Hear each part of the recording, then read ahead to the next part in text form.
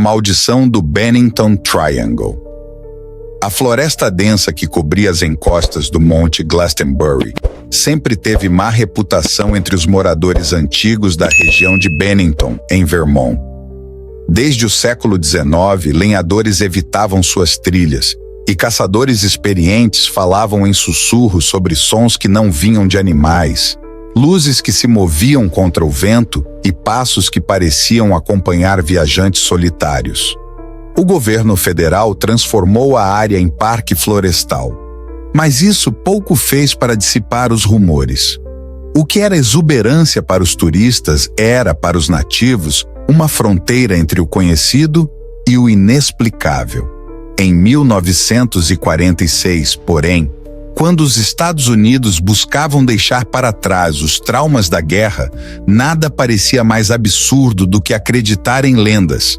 Foi nesse clima de racionalidade forçada que o professor de antropologia Charles Whittaker decidiu conduzir uma expedição à região. Seu objetivo oficial era simples: catalogar relatos folclóricos indígenas e verificar se as histórias tinham base em eventos reais. Seu objetivo privado, porém, era muito mais ambicioso: confirmar se havia alguma verdade no mito do caminho sem retorno, sussurrado pelos Abenaki e registrado em manuscritos esquecidos de missionários do século XVIII. Whittaker não acreditava em maldições, pelo menos era o que afirmava publicamente. Quando convidou voluntários, recebeu respostas de estudantes, alpinistas e curiosos.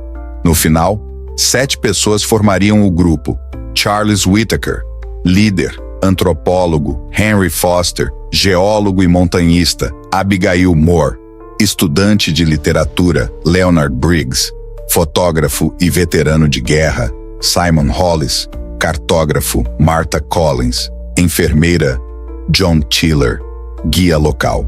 A expedição partiu em outubro, acreditando que teria semanas tranquilas de trabalho.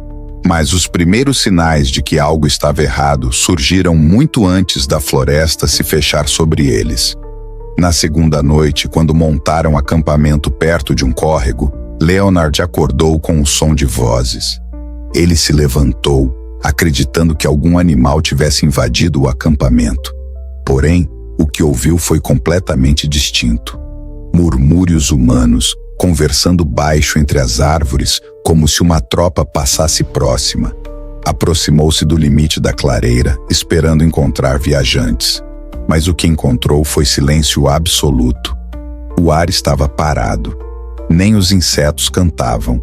Era como se a floresta tivesse sido engolida por uma espécie de mudez opressora.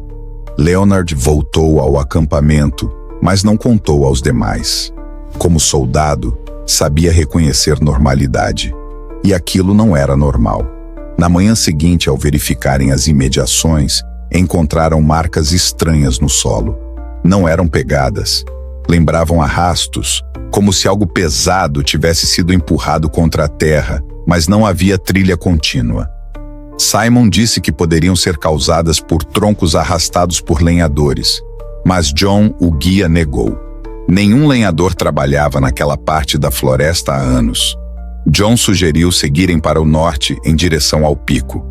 Era o caminho tradicional usado pelos caçadores, marcado por árvores riscadas horizontalmente. No entanto, conforme avançaram, algo perturbador começou a surgir. Alguns desses símbolos, originalmente feitos com navalha, pareciam alterados. Havia riscos adicionais formando quase que um desenho novo, incompreensível. Charles, animado, disse: "Pode ser interferência de caçadores antigos, talvez códigos para orientação." Mas John ficou pálido. Essas marcas não estavam aqui no ano passado. A partir dali, a atmosfera mudou lentamente. As noites tornaram-se longas demais. O vento começou a soprar em rajadas que pareciam sussurros. E a sensação constante de serem observados passou a incomodar o grupo inteiro, até que o primeiro desaparecimento ocorreu. Henry Foster, o geólogo, havia saído sozinho para coletar amostras de rochas perto de uma ravina. O grupo ouviu seu grito, curto, seco, e correu na direção da voz. Quando chegaram, não havia ninguém. Seu martelo estava no chão, ainda quente ao toque, como se tivesse caído segundos antes. Marca alguma indicava a luta, nem pegadas levavam à saída. Era como se Henry tivesse simplesmente deixado de existir naquele ponto. Os membros da expedição entraram em pânico. Abigail começou a chorar. Martha queria organizar uma busca. Charles tentava manter a calma, mas até ele tremia. Talvez Henry tenha escorregado, disse Simon, mas não havia barranco, nem trilho de queda. Nada.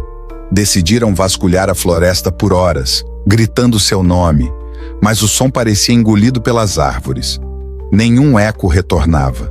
Era como se a própria floresta absorvesse a voz, sem permitir que o som se espalhasse. Quando anoiteceu, voltaram ao acampamento. O segundo sinal estranho apareceu então. Ao lado do fogo apagado, viram marcas no solo, semelhantes às anteriores, arrastos circulares, formando padrões quase perfeitos, como se algo tivesse girado sobre o chão. O geólogo desaparecido não poderia ter feito aquilo. Leonard, mais abalado, revelou o que ouvira na primeira noite. Vocês acham que estou louco, mas ouvi vozes. Não eram ecos, eram próximas entre as árvores, e havia muitas. O grupo entrou em discussão. Charles tentou argumentar racionalmente. John, entretanto, falou com firmeza. Isso tudo parece com relatos de índios antigos. Eles falavam de sombras que caminham em silêncio, atraindo viajantes. Abigail perguntou: Você está dizendo que espíritos sequestraram Henry? John evitou a palavra espírito. Algo aqui não quer visitantes. Na manhã seguinte encontraram rastros de passos, mas eram numerosos, muito mais do que os membros da expedição. O estranho é que os rastros não pareciam de botas comuns. Alguns tinham a forma de pés descalços, enquanto outros lembravam garras longas, finas. Charles insistiu que poderiam ser de animais. Leonard discordou. Nenhum animal na América tem patas que lembram mãos humanas. O medo começou a corroer a sanidade do grupo, mas o pior ainda estava por vir. 3 dias depois, o clima mudou abruptamente. O vento ficou gelado e uma névoa espessa cobriu toda a encosta. Era impossível enxergar mais de alguns metros. Mesmo assim, decidiram seguir, acreditando que o choque psicológico de ficar parados piorava a situação. Mas a névoa parecia seguir o grupo, densa e imóvel, como uma parede viva. No fim da tarde, Simon desapareceu. Ele havia ficado apenas alguns metros atrás de Leonard para amarrar sua mochila. O grupo ouviu: Já vou! Me esperem! E foi isso. Nenhum grito, nenhum som de queda. Quando se viraram, Simon já não estava mais. A névoa estava mais espessa onde ele estivera. A expedição entrou em colapso. Charles tentou convencer o grupo a retornar, mas a trilha para o sul já não parecia a mesma. Árvores caídas bloqueavam caminhos que antes estavam limpos. À noite, ouviram novamente vozes. Desta vez todos ouviram, mas eram mais claras. Não conversavam, chamavam. Chamavam pelo nome de cada um deles. Leonard, Abigail, Charles. Era impossível identificar de onde vinham as vozes, pois pareciam rodear o grupo, como se viessem de todas as direções. Martha implorou para abandonarem a área imediatamente. John, pela primeira vez, admitiu que estava com medo. Disse algo que nunca havia dito antes. Este lugar não quer ser encontrado. Nunca quis. Leonard, atormentado pelos traumas da guerra, começou a ter alucinações. Ele disse que via sombras se moverem atrás das árvores, observando. Alegou ter visto Simon de pé na colina, acenando, mas quando correu até lá, encontrou apenas marcas no chão, arrasto circular como antes. Foi então que a expedição tomou sua decisão. Abandonariam o objetivo original e caminhariam de volta, sem parar, até saírem da área. Mas era tarde. Na madrugada, algo tocou o acampamento. Não era animal. Os passos eram lentos, como se criaturas caminham em duas pernas, mas hesitantes. As sombras estavam do lado de fora da lona, mas nunca entravam. Pareciam apenas deslocar o ar ao redor. Leonard segurou sua arma e apontou para onde acreditava estar uma forma. Quando puxou o gatilho, nenhum som foi ouvido. A arma falhou. Não houve explosão, nem chama. Era como se a floresta tivesse absorvido o disparo. No dia seguinte, o pânico se transformou em desespero absoluto. Abigail desapareceu ao amanhecer. Marta foi quem a encontrou. Ou o que restou dela. Não havia corpo. Apenas o mapa de Simon, deixado aberto no chão, com uma marca vermelha sobre uma área circular no centro da floresta. Charles consultou documentos antigos e lembrou de algo. Os Abenaki chamavam aquele lugar de Terra onde as vozes dormem. Uma região onde, segundo a lenda, espíritos que perderam o caminho ficavam presos. O mapa mostrava exatamente onde estavam, no centro do vale, sem saída. Na mesma noite, Marta desapareceu. John correu atrás dela, mas nunca retornou. Restaram apenas dois, Charles e Leonard. Com a sanidade destruída, Leonard teve uma epifania terrível. Os desaparecidos não haviam sido mortos. Eles estavam ali nas sombras, misturados à névoa, talvez tentando alertar o grupo ou talvez tentando arrastá-los para o mesmo destino. Charles insistiu para que seguissem até o rio. Acreditava que o som da água poderia orientar ou repelir o que quer que estivesse atuando ali. Andaram por horas, mas o rio nunca aparecia. A bússola girava sem sentido. Leonard começou a ver rostos conhecidos na névoa. Henry, Simon, Abigail. Eles o chamavam suavemente. Eles não morreram, Charles. Eles estão tentando voltar, disse. Charles tentou argumentar, mas algo tomou conta de Leonard. Ele entrou na névoa como se atraído. Charles tentou segurá-lo, mas sentiu apenas o peso do vazio. Leonard desapareceu diante de seus olhos, sem som, como os outros. Charles, agora sozinho, escreveu em seu diário a última frase antes de a névoa tocá-lo. Há algo aqui que não mata. Ela espera. E então silêncio. Dias depois, apenas a barraca vazia foi encontrada por caçadores. A comida estava servida, como se alguém tivesse deixado de comer no meio da refeição. Não havia sinal de luta. Os diários foram encontrados, mas muitas páginas estavam em branco, como se fossem arrancadas do tempo. A floresta permaneceu muda, e a montanha faminta. O silêncio dentro da floresta parecia ter peso próprio, algo denso, quase sólido, que pressionava os ombros de qualquer um que ousasse atravessar seus limites. Depois das primeiras 48 horas de buscas, as autoridades locais estavam hesitantes em assumir que havia algo além de um simples caso de desaparecimento. Mas à medida que os dias se tornavam semanas, a lógica se transformava em inquietude e a inquietude em medo. Ainda assim, ninguém ousava verbalizar a suspeita que crescia em silêncio. Não era apenas um lugar remoto, era um lugar hostil. Familiares de excursionistas desaparecidos começavam a notar similaridades perturbadoras. Todos que desapareceram estavam dentro de áreas próximas ao sopé da montanha Glastonbury, ou junto das antigas trilhas desativadas do trem, cobertas por musgo e raízes. Pessoas experientes, acostumadas à mata, haviam sumido como se nunca tivessem existido. Nenhuma pista, nenhum corpo, só relatos desconexos de sons ao longe ou sensação de ser observado na mata. O detetive particular Daniel Mercer, contratado por um grupo de famílias, chegou à região persuadido de que o caso não passava de falhas humanas e incompetência policial. Com 20 anos de carreira, ele acreditava que qualquer mistério podia ser resolvido com paciência e racionalidade. Mas, ao entrevistar moradores antigos, percebeu que esse caso não obedecia aos padrões comuns. Pessoas diferentes, de épocas diferentes, tinham relatos muito semelhantes. Sons de passos quando estavam sozinhas, luzes que se moviam entre as árvores e uma impressão constante de que havia algo nas sombras que antecedia o desaparecimento. Mercer coletou depoimentos de guias e lenhadores, muitos relutantes em falar, temendo o estigma de superstições. Um deles, já idoso, afirmou que a floresta escolhia quem levar. Sua voz trêmula denunciava o medo profundo, arraigado. Ele confessou que presenciou, décadas atrás, um de seus companheiros desaparecer diante de seus olhos. Não houve salto de penhasco, nem ataque de animal. O homem apenas atravessou um trecho da mata e nunca emergiu do outro lado. Um instante estava a poucos metros. No instante seguinte não havia mais nada.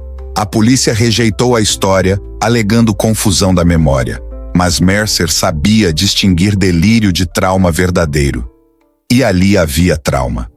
Com o tempo, ele reuniu mapas antigos, relatos de nativos e registros policiais que não constavam nos arquivos oficiais. Documentos desaparecidos, testemunhos ignorados, advertências apagadas. A cada nova descoberta, aumentava a suspeita de que alguém, ou algo, estava ocultando esses eventos. E não eram apenas civis que temiam o lugar. Até militares evitavam exercícios na área.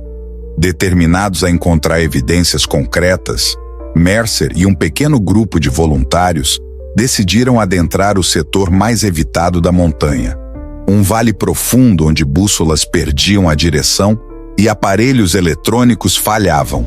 O chão era forrado de raízes retorcidas e o ar parecia mais frio que o restante da floresta. Eles avançaram em silêncio, registrando tudo, mas após poucos quilômetros começaram as sensações. Primeiro, o som. Um ruído baixo, quase inaudível, como murmúrios carregados pelo vento. Depois, passos, mas não pertencentes a ninguém do grupo. As luzes das lanternas revelavam apenas troncos e arbustos, mas a sensação de vigilância crescia. Quando alcançaram uma clareira profunda, encontraram os restos enferrujados de uma antiga cabana, estrutura que nenhum mapa indicava. Dentro dela, havia objetos aparentemente deixados às pressas, malas abertas, roupas dobradas, utensílios ainda íntegros pelo tempo. E na parede, marcas que lembravam símbolos. Não eram letras, eram formas que sugeriam ciclos, repetições, padrões. Mercer fotografou tudo, mas ao sair da cabana, ele percebeu que o grupo estava menor. Um voluntário havia desaparecido. Ninguém ouviu gritos, ninguém viu movimento. Simplesmente não estava mais ali. Lanterna abandonada no chão. Nenhum sinal de luta. O pânico se instalou. O grupo voltou pelo mesmo caminho, mas agora a mata parecia diferente. As árvores mais densas, o terreno mais acidentado. Era como se a floresta tivesse mudado sua própria geografia. Eles corriam em direção à trilha principal, mas o percurso que deveria durar menos de 1 hora levou 5.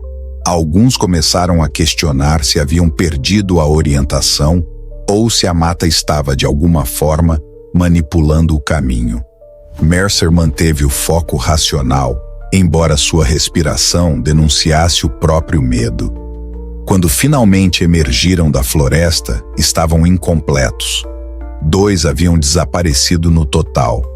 A polícia ouviu, registrou e classificou tudo como pânico coletivo e desorientação. Mas Mercer, agora abalado, sabia que não havia exagero nem imaginação. A floresta tinha sido ativa, observadora, hostil. Até hoje ninguém explicou como os desaparecidos nunca deixaram vestígios. Nem pegadas após certo ponto, nem roupas, nem restos. Nada. E a cabana encontrada nunca mais foi localizada, nem por ele nem pelo grupo de resgate que retornou posteriormente. Nenhum sinal da estrutura foi encontrado. Era como se nunca tivesse existido. Os desaparecimentos diminuíram com o passar das décadas, mas nunca cessaram completamente. Pessoas continuam relatando sombras entre as árvores, ecos de vozes e uma sensação profunda de que o lugar não quer ser compreendido. Moradores antigos ainda evitam o setor norte da floresta ao anoitecer. Guardas florestais aconselham visitantes a evitar trilhas não sinalizadas. Guias preferem rotas distantes de Glastonbury. O Bennington Triangle permanece até hoje uma anomalia. Não há explicação policial. Não há teoria científica que explique desaparecimentos instantâneos sem qualquer indício. E embora histórias sejam frequentemente atribuídas ao folclore, o fato bruto persiste. Pessoas reais desapareceram. Sem pistas, sem despedidas, sem retorno. E por mais que tentem racionalizar, todos que já estiveram lá concordam. A floresta parece viva. Não apenas biologicamente, mas consciente, observadora, reativa e às vezes faminta. A linha entre realidade e superstição se torna frágil quando fatos desafiam a lógica humana. E naquele lugar, nomes desaparecem, pegadas cessam, vozes ecoam e o silêncio domina. O mistério continua inalterado. A mata aguarda e, ao que parece, continuará aguardando por quem ousar entrar.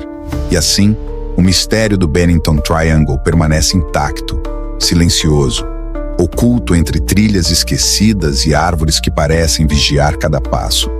Décadas se passaram, investigações foram arquivadas, testemunhas morreram, mas o enigma continua vivo, esperando talvez por novos curiosos que ousem desafiar o desconhecido. Porque naquela floresta, quando alguém desaparece, não é apenas o corpo que some, é a própria lógica que se dissolve. Se você acredita que tudo tem explicação, talvez ainda não tenha olhado fundo o bastante. E se você já acredita no inexplicável, então sabe que alguns lugares não deveriam ser explorados. Obrigado por assistir. Se quiser continuar mergulhando em casos reais de terror, investigações obscuras, casas assombradas, desaparecimentos misteriosos e fenômenos que a ciência não explica, inscreva-se no Newsweb Doc. Deixe seu like, comente suas teorias, compartilhe o vídeo e prepare-se para o próximo caso. Porque aqui o terror é real e o próximo mistério já está à sua espera.